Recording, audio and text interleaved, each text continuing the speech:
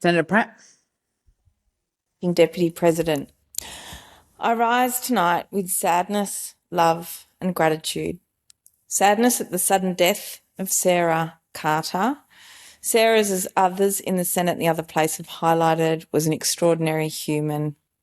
I rise on my own behalf, as well as having my colleagues Graham Perrett MP and Tania Lawrence MP associate themselves with these remarks. But many other coalition, other senators and members have spoken about her too. We had the great privilege of travelling with Sarah in Kenya with Save the Children. And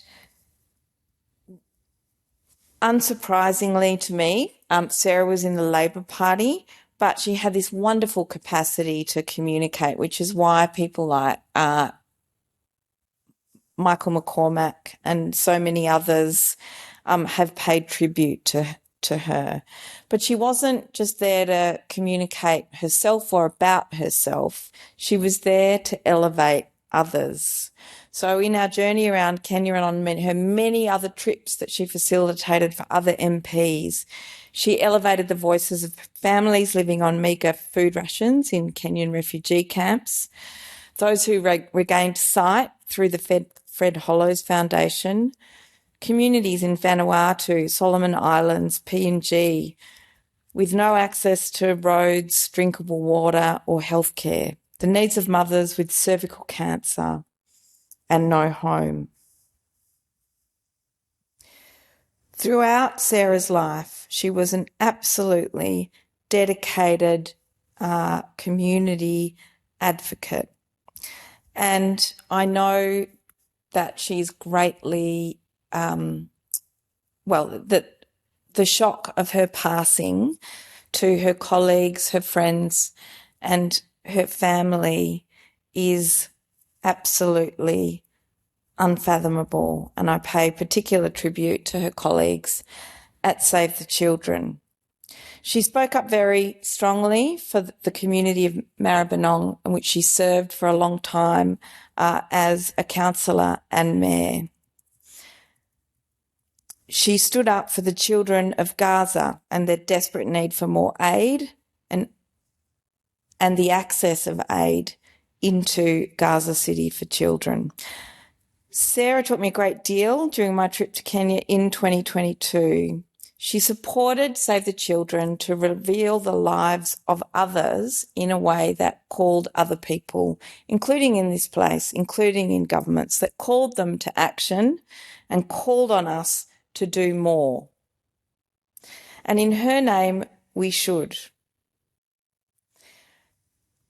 And in speaking tonight, I want to make visible also the many causes that she stood for, because she wanted all those she stood up for to be able to make their own direct plea to Australia for our support, for them to have a better life. She always reminded me of the power to bring people together to find solutions. And I have to say, it's the opposite of what our colleague Senator Hanson has said to the chamber tonight. I recall while I was sitting on the bus with her in Kenya as we looked outside the bus and saw poverty passing us by. We spoke about our numerous IVF cycles, her frustration at the IVF cycles in Victoria during COVID, and my gratitude at successfully becoming a parent and her processing of her grief that hers had thus far not been successful. I want to pay tribute to her standing up for the right of women and ability of women to access IVF. Perhaps surprisingly for some who didn't know of Sarah's medical diagnosis, we spoke of her own knowledge that she had been diagnosed with a clot, and I don't have the terminology right, but it was something that could cause an aneurysm that could kill her, and that it had a likelihood of doing so in the future.